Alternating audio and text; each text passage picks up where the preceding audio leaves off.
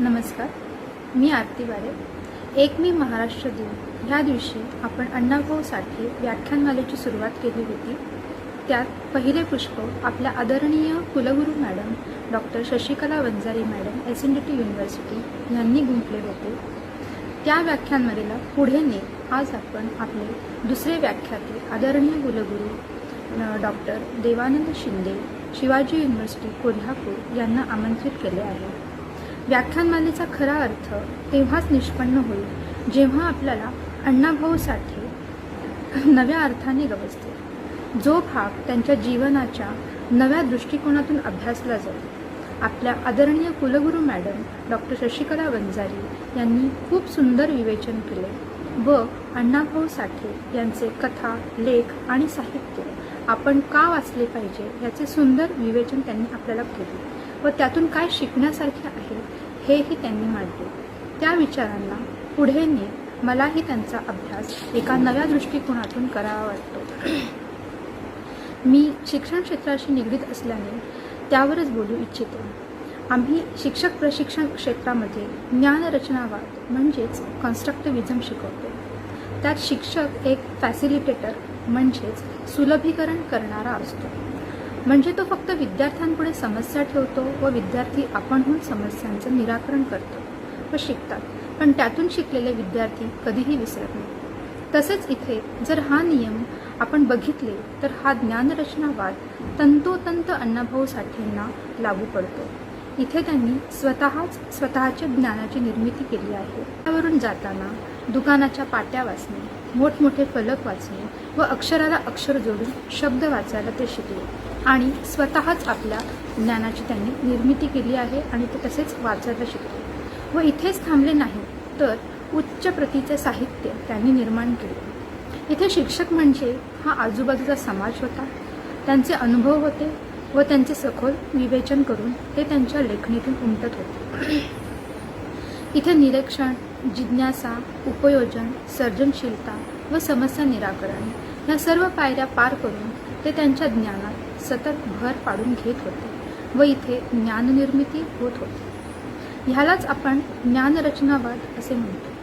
ह्यासाठी शिकण्याची संधी ही अनुभवातून मिळत असते. निरीक्षणातून ज्ञाननिर्मिती केली, जिज्ञासेतून लेखन केले, समस्या निराकरण करत करत ते शिकले व साहित्य निर्मिती केली. हा विषय अगदी संशोधन करण्यासारखा आहे असे मला वाटते. साहित्यरत्न अण्णाभाऊ साठे ह्यांनी त्यांच्या अनुभवातून भावविश्व निर्माण केले व लेखन केले व ते नेहमी म्हणतात की ह्या कथा नाही, हे सत्य अनुभव आहे. ब्लूम्स टेक्सॉनॉमीवर जर आपण अभ्यासली तर त्यात शिकण्याच्या पायऱ्या असतात. त्यातील सर्वात शेवटची पायरी असते क्रिएटिंग म्हणजे निर्माण करणे, नवनिर्माण करणे आणि ह्या पातळीपर्यंत फार कमी विद्यार्थी पोहोचतात व त्यातलेच एक आपले अण्णाभाऊ साठे होते असे मला वाटते.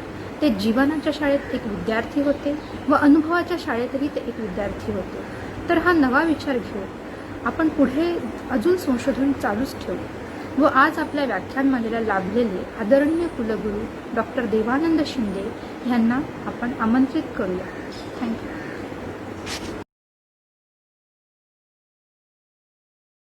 Doctor BN Gaikwad.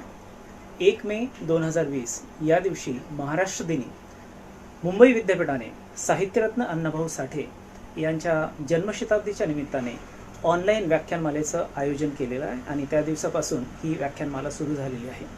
या व्याख्यानमालेमध्ये अनेक मान्यवर आपल्या समोर बोलणार आहेत आणि त्याची सुरुवात म्हणून 1 मे 2020 या दिवशी मुंबई विद्यापीठाचे pro VC Shri Ravindra Kulkarni sir, doctor Ravindra Kulkarni sir आपल्या सर्वांशी त्यांनी संवाद साधला.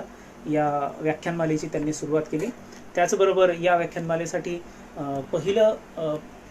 पहिलं पुष्प ज्यांनी गुंफलं या व्याख्यानमालेमध्ये त्या म्हणजे doctor Shashikala Vanjari madam SNDT विद्यापीठाच्या कुलगुरू.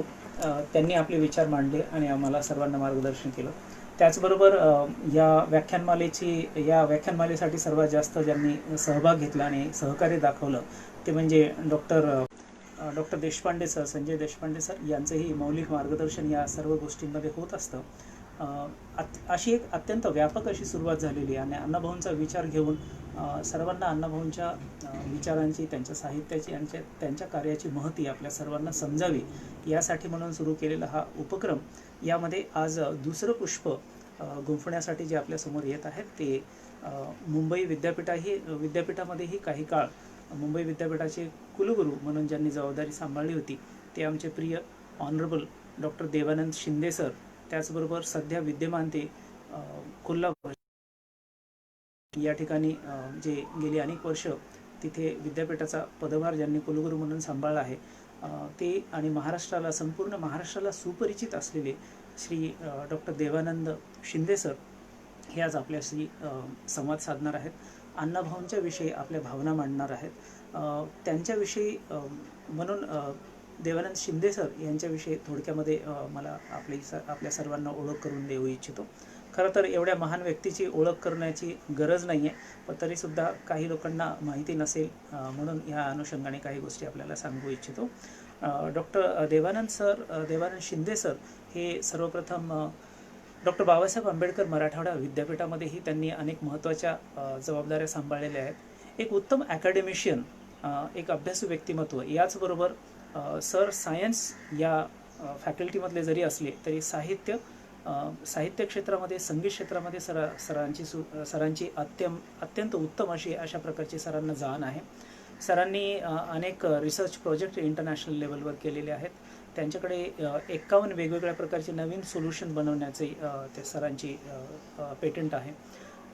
डॉक्टर शिंदे सर यांचे 25 विद्यार्थी PhD कंप्लीट झालेली आहे त्यांची. त्याचबरोबर शिंदे सरांनी आत्तापर्यंत अमेरिका, त्यानंतर फ्रान्स, अशा अनेक देशांना, थायलंड, मलेशिया आदी देशांना त्यांनी वेगवेगळ्या रिसर्चच्या माध्यमातून, त्याचबरोबर ॲडमिनिस्ट्रेटिव्ह संदर्भामध्ये सुद्धा त्यांनी ह्या व्हिजिट्स दिलेल्या आहेत. UGCच्या अनेक मान्यवर कमिट्यांमध्ये ते सदस्य मेंबर म्हणून काम करतात. मुंबई विद्यापीठाच्या, कोल्हापूर विद्यापीठाच्या, त्याचबरोबर डॉक्टर बाबासाहेब आंबेडकर मराठवाडा विद्यापीठ औरंगाबाद या सर्व विद्यापीठाशी आणि या अनुषंगाने ऑलमोस्ट संपूर्ण महाराष्ट्राशी ज्यांची शिक्षणाची, त्याचबरोबर समाजाची नाळ जुळलेली आहे आणि एक उत्तम वक्ता म्हणून ज्यांच्याकडे आपण सर्वजण पाहतो ते माननीय डॉक्टर देवानंद शिंदे सर आज आपल्यासोबत आपले विचार मांडणार आहेत. आणि या थोडक्यात परिचयानंतर मी सरांना विनंती करतो की सरांनी आता आपल्याला त्यांचे अण्णाभाऊंच्या संदर्भामध्ये त्यांचं आकलन आणि आपल्या आकलनासाठी त्यांनी व्यवस्थित अजून डिटेलमध्ये मार्गदर्शन करावं अशी मी त्यांना विनंती करतो. धन्यवाद. नमस्कार. सर्वप्रथम मी साहित्यरत्न लोकशाहीर अण्णाभाऊ साठे यांच्या पवित्र स्मृतीस अभिवादन करतो.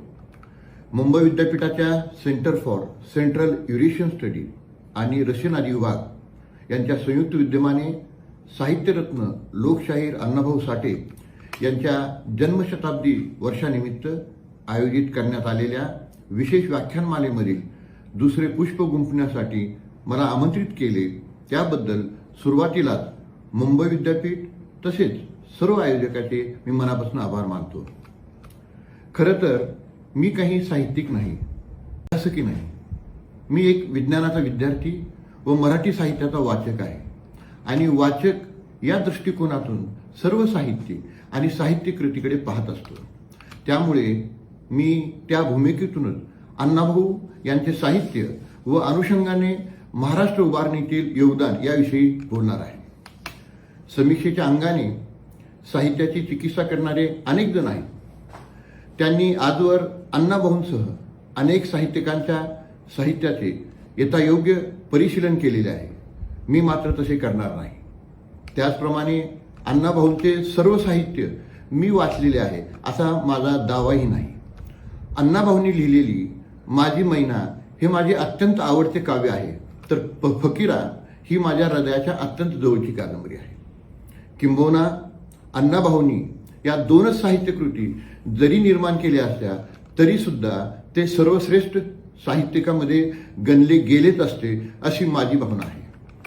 पुढे स्टालिनग्राडच्या पोवाड्यातून महायुद्धाचं जे वर्णन अण्णाभाऊ करतात ते वाचलं की त्यांच्या काव्यप्रतिभेचे साक्ष पटल्या वाचून राहत नाही. ज्या युद्धाचं वर्णन करण्यासाठी खंडच्या खंड कमी पडतात ते अवघ्या काही पानामध्ये, काही ओळीमध्ये मांडण्याचं कसं अण्णाभाऊंनी दाखवलं, ते शिवधनुष्य पेरलं, हीच त्यांच्या महान प्रतिभेची साक्ष आहे असे मला वाटतं. अशा काही प्रसंगातून मला जे अण्णाभाऊ उमजले त्याविषयी आपल्याशी मी संवाद साधत आहे.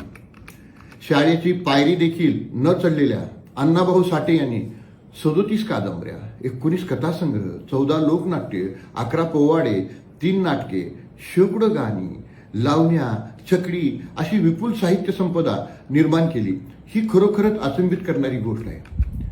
त्यांनी लहान वयातच वाटेगाव म्हणजे अण्णाभाऊ साठे यांचं सांगली जिल्ह्यातील यांचं जन्मगाव.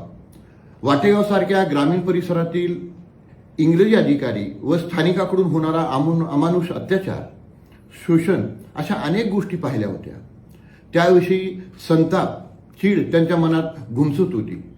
पुढे मुंबईला गेल्यानंतर तेथील झोपडपट्टीतील उघडे वागडे जगणे, त्यांच्या जगण्यातील भयान वास्तव त्यांनी पाहिले. त्यांचा भुकेकंगालपणा आणि भुकेची आग शांत करण्याची त्यांचे होणारी ससेहोलपण, अवैध मार्गाचा अवलंब या साऱ्या गोष्टी त्यांनी जवळून अनुभवल्या. ते विदारक वास्तव त्यांनी साहित्यातून मांडलं. शिक्षणापेक्षा अनुभव हाच मोठा गुरु असतो. या गोष्टीची अनुभूती त्यांचे साहित्य वाचताना येते. अण्णाभाऊ साठे यांच्या लेखनात अद्भुतता, अतिशयोक्ती, अतार्किकता आहे असे वाटूही शकते कदाचित. पण तेवढेच नव्हे तर जीवनातील विदारक वास्तवी हे साहित्य प्रगट करते हेही समजून घेतले पाहिजे. लोककथेतील अद्भुतता, अतिशयोक्ती मानवी मनाला भुरळ घालते, परंतु त्यातून प्रगट झालेले जीवनातील तत्वज्ञान व वास्तवाचे दर्शन हे मनाला अंतर्मुख करून विचार करायला लावते. हे महत्वाचे. रंजन करता करता व्यापक जीवन दर्शन घडविण्याचे सामर्थ्य लोककलेत असते. लोकपरंपरेतील मौखिक साहित्याचे वैशिष्ट्य अण्णाभाऊंच्या कथा कादंबऱ्यांमधून कलात्मक रूप घेऊन आविष्कृत झालेले आहे. या संदर्भात त्यांची एक कथा फार प्रसिद्ध आहे. ती कथा, त्या कथेचं नाव स्मशानातील सोनं असं आहे.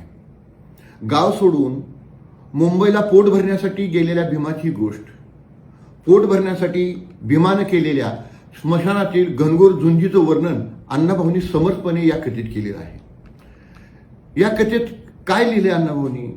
भुकेच्या तीव्रतेचे, भयानक दारिद्र्याचे वास्तव या कथेत अण्णाभाऊंनी दाखवून दिलेलं आहे. अशा अनेक कथांमध्ये अद्भुत आणि वास्तव एकाच वेळी अवतरते. हे अण्णाभाऊंनी मौखिक साहित्याच्या परिचयातून आत्मसात केलेले आहे. अण्णाभाऊ साठे यांनी ज्या काळात लेखनाला सुरुवात केली त्यावेळी वि. स. खांडेकर आणि ना. सी. फडके हे वाङ्मय विश्वाच्या यशोशिखरावर आरूढ झालेले होते. ना. सी. फडके यांच्या लेखनाने प्रेमाची स्वप्नचित्रे रेखाटून तरुण तरुणींची मने काबीज केली होती आणि वि. स. खांडेकरांनी देशप्रेमाच्या आणि देहवादाच्या दुनियेत या तरुण पिढीला गुंतवून त्यांना आकर्षित केले होते. या दोन्ही लेखकांनी उभा केलेला वाङ्मय माहोल बाजूला सारून अण्णाभाऊ यांनी स्वतःचा नवा रस्ता निर्माण केला. त्यांची लेखनामागील भूमिका अशी होती की मी जे जीवन जगतो, मी जे जीवन पाहतो, मी जे जीवन अनुभवतो तेच मी लिहितो. मला कल्पनेचे पंख लावून भरारी मारता येत नाही अशी भूमिका अण्णाभाऊंनी साहित्याच्या बाबतीमध्ये घेतली. त्यामुळे त्यांच्या साहित्याच्या केंद्रस्थानी सातत्यानं सामान्य माणसं राहिली व जीवनाशी निगडीत एक ना अनेक गोष्टी आपल्या साहित्यात मांडल्यामुळे त्यांच्या साहित्याचं आपल्या भूमीशी घट्ट नाते निर्माण झाले. ग्रामीण भागाशी जोडल्या गेलेल्या ह्या साहित्यालाच आपोआप व्यापक वैश्विक आयाम प्राप्त झालेला दिसतो. भारतीय भाषांमध्ये त्यांचं साहित्य अनुवादित झालं, पण धर्मजातीच्या देशकालाच्या सीमा ओलांडून ते जर्मन, झेक, इंग्लिश, पोलिश, रशियन, स्लोवाक या परकीय भाषांमध्ये भाषांतरित झाले. हे अण्णाभाऊंच्या लेखणीचं मोठं यशच म्हणावं लागेल. वाटेगाव ते रशिया व्हाया मुंबई ही त्यांची उत्तुंग भरारी विस्मयकारक होती. परिस्थितीचं भान आणि संवेदनशीलता हे त्यांच्या साहित्याचं महत्त्वाचे गुणविशेष होते. परिस्थिती आणि शोषितांचे जीवन बदलून टाकण्यासाठी त्यांनी सातत्यानं विचारमंथन घडवून आणले आणि त्याचेच प्रतिबिंब त्यांच्या साहित्यात उमटलेले दिसते. त्याच काळात तमाशबंदी जाहीर झाली. तमाशा ही लोककला जिवंत राहिली पाहिजे या भावनेतून व तमाशबंदीच्या कचाट्यातून सुटण्यासाठी अण्णाभाऊंनी तमाशासाठी लोकनाट्य ही संज्ञा वापरली. संज्ञा वापरून हे थांबणारं नव्हतं, कारण ही जर संज्ञा रूढ नाही झाली तर ती त्याच वेळेस नष्ट पावली असती. याचं विचार अण्णाभाऊंनी करून त्यांनी ही संज्ञा रूढ करण्यासाठी काही लोकनाट्य लिहिले. उदाहरणामध्ये आकलीची गोष्ट असेल, खापऱ्या चोर असेल, देशभक्त घोटाळे, शेतीचं इलेक्शन, माझी मुंबई इत्यादी लोकनाट्य लिहून त्यांनी तो शब्द रूढ केला. या लोकनाट्यातून आर्थिक, सामाजिक, राजकीय, सांस्कृतिक प्रश्न त्यांनी मांडले. भांडवलदार, शेतकऱ्याचे शोषण करणारे सावकार, शेतजी भटजी हे त्यांच्या टीकेचे लक्ष होते. प्रबोधन करून परिवर्तन घडवलं. सर्व प्रकारच्या शोषणाविरुद्ध उभे राहण्याचे सामर्थ्य मराठी माणसांना दिले. कलानंदाचा आनंद देण्याबरोबरच मराठी मनावर संस्कारी केले, हेही सर्वांनी लक्षात घेतलं पाहिजे. अण्णाभाऊंनी अल्पशा अक्षर ओळीतून आपला शब्द प्रपंच केला. त्यांच्या लेखणीतून अक्षर साहित्य निर्माण झाले आणि तेही विपुल प्रमाणात. हे विशेष. तत्कालीन अभिजन साहित्यात स्थान नसलेल्या वर्गाचे साहित्याच्या परिघात अण्णाभाऊंनी अवकाश निर्माण केले. त्यांचे गुरु मॅक्झिम गॉर्की यांच्याप्रमाणे कोणतेही औपचारिक शिक्षण न घेता परिस्थितीची दोन हात करीत उभ्या राहिलेल्या अण्णाभाऊंनी जग हेच त्यांचं विद्यापीठ मानले. अण्णाभाऊंना निसर्गाने अलौकिक अशी प्रतिभा दिली होती. गुन्हेगारीची परंपरा असलेल्या वारणेच्या खोऱ्यात जन्मलेल्या अण्णाभाऊंनी शस्त्राऐवजी आपल्या हातात लेखणी पकडली व तिला परिश्रमाची जोड दिली आणि सारस्वताच्या खोऱ्यात प्रवेश करून एक वेगळ्या प्रकारचा एल्गारच केला, असे माझे मत आहे. कष्टकरी व कामकऱ्याच्या श्रमातून राष्ट्राची संपत्ती निर्माण होते. श्रमिक वर्ग हा या देशाचा सामाजिक व सांस्कृतिक पाया आहे. हा दलित आजच्या समाजाचा हृदय आहे. या हृदयाचे अदम्य स्पंदन होत असते हे सांगायला ते विसरले नाही. दलित वर्गाचे दुःख अण्णाभाऊंनी जवळून भोगले होते. दलित मुक्तीच्या दिशेने त्यांचा लेखन प्रवास यामुळेच आयुष्यभर चालू होता. अण्णाभाऊंच्या अनेक कथा व कादंबऱ्या गाजल्या. त्यांची फकीरा ही माझी सर्वात आवडती कादंबरी. या कादंबरीला वि.से. खांडेकरांनी अतिशय उत्तम अशी प्रस्तावना लिहिलेली आहे. मी सर्वांना आवाहन करेन की आपण ज्यावेळेस ही कादंबरी वाचाल त्यावेळेस आवर्जून ही प्रस्तावना आपण वाचली पाहिजे. फकीरा ही कादंबरी वाङ्मयीन मूल्याच्या कसोटीवर उतरणारी आहे. तिची वाचनीयता अतिशय प्रत्येकारी आहे. वाचकाची प्रत्येक पानागरीस ती उत्कंठा वाढवीत जाते. अण्णाभाऊंची त्यातील भाषा, वर्णनशैली, कथाकथन अप्रतिम आहे. सामाजिक वास्तव तिचा आशय असला तरी त्या वास्तवाची अभिव्यक्ती कलात्मक आहे. वाङ्मयीन आविष्कार आणखी वेगळा काय असू शकतो? अण्णाभाऊंचे साहित्य जर एखाद्या प्रकारात ठेवायचं, साहित्य प्रकारामध्ये जर आपण धरायचं झालं तर आपल्याला लक्षात येईल की अण्णाभाऊंचे साहित्य हे प्रादेशिक साहित्य आहे, हे ग्रामीण साहित्य आहे, हे दलित साहित्य आहे. आणि हे तिन्ही प्रकारचे साहित्य आपल्याला फकीरामध्ये, ह्या कादंबरीमध्ये आपल्याला दिसून येतील. साहित्यिक म्हणून अण्णाभाऊचे मोठेपण मराठी समीक्षांना लवकर उमगले नाही हे खेदपूर्वक म्हणावेच लागेल. अण्णाभाऊ खऱ्या अर्थानं लोकलेखक होते हे मान्यच करावं लागेल. विषमताग्रस्त समाजात दलित पददलितावर पदोपदी अन्याय होतो आणि म्हणून त्यांना संघर्ष करावा लागतो.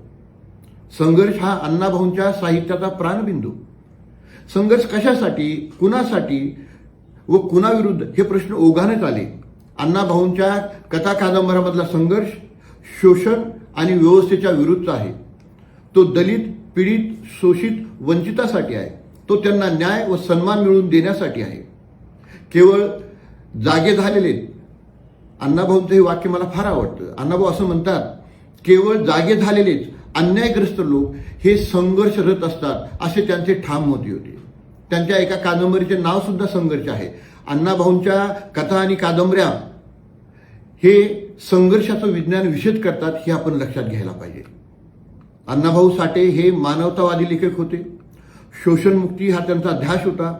केवळ महाराष्ट्रातच नव्हे तर साऱ्या पृथ्वीच्या पाठीवर सर्व कष्टकरी, दलित, पीडित, शोषित यांचे शोषण संपवण्यासाठी आयुष्यभर त्यांनी लढा दिला. वर्गविरहित समाजाचे स्वप्न उराशी बाळगून त्यांनी आपले सारे आयुष्य पणाला लावले. खऱ्या अर्थानं अण्णाभाऊ साठे हे ध्येयवादी लोकशाहीर व मानवमुक्तीचे शिलेदार होते. अण्णाभाऊ खरे तर लौकिक अर्थानं अल्पशिक्षित माणूस, पण प्रचंड प्रज्ञेच्या बळावर त्यांनी चालवलेल्या चळवळी आणि केलेलं लेखन सीमित करणार आहे. संयुक्त महाराष्ट्र चळवळ ही तमाम मराठी भाषिकांनी जात, धर्म, पंथ इत्यादी भेद विसरून लढलेली चळवळ होती.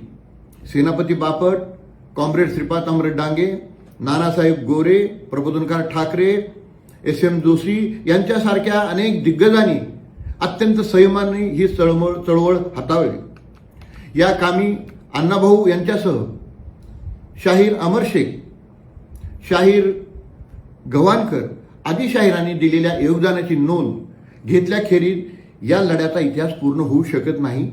किंबहुना हा लढा उभारण्यामध्ये त्यांचे महान योगदान होते.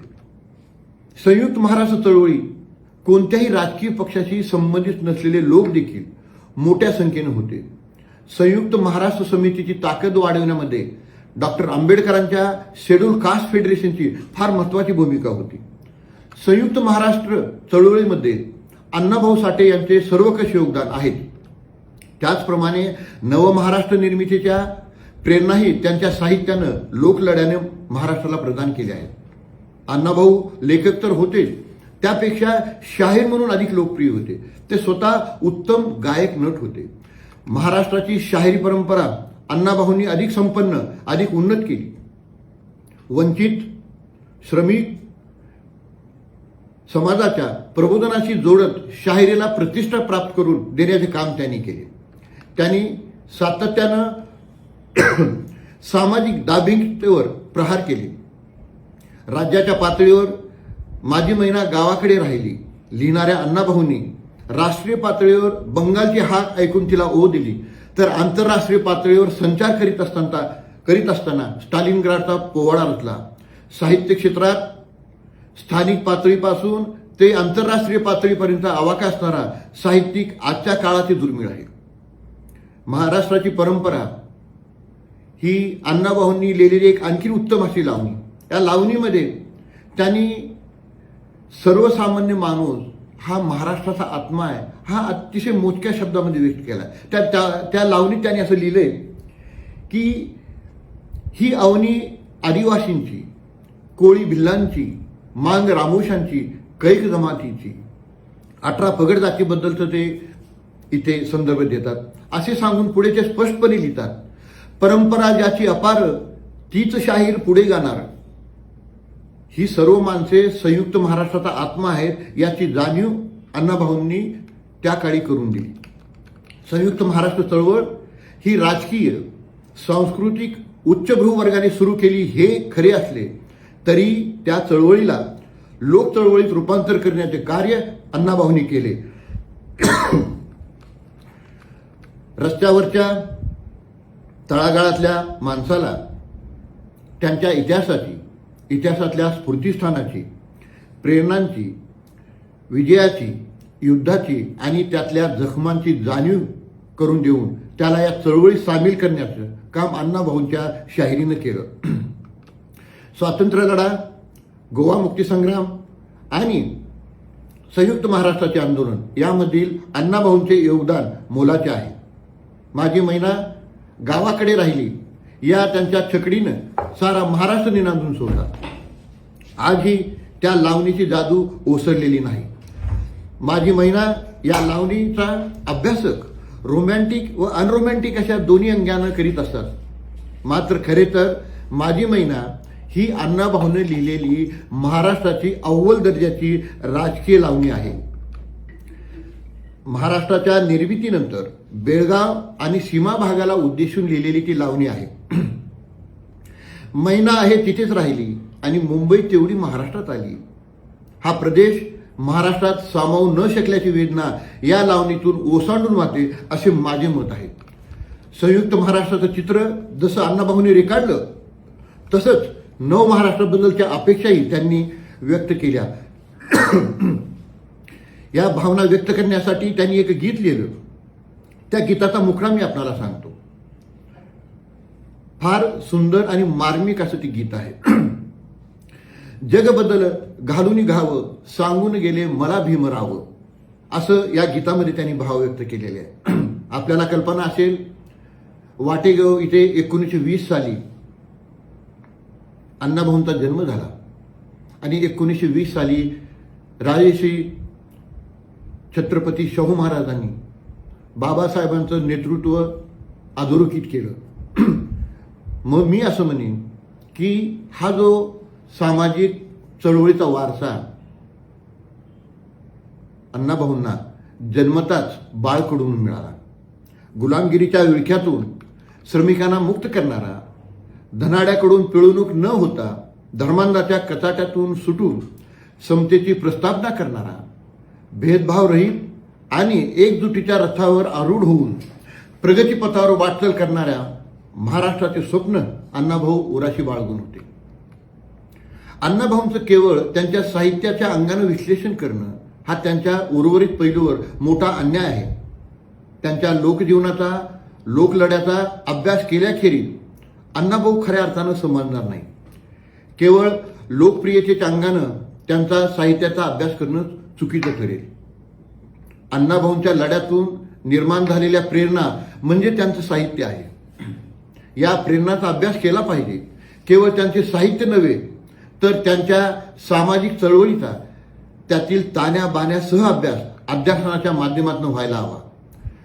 साहित्याच्या सार्वकालिक निकषावर लोकशाहीर अण्णाभाऊ साठे यांचे साहित्य चिरंतन टिकून राहणारे आहे.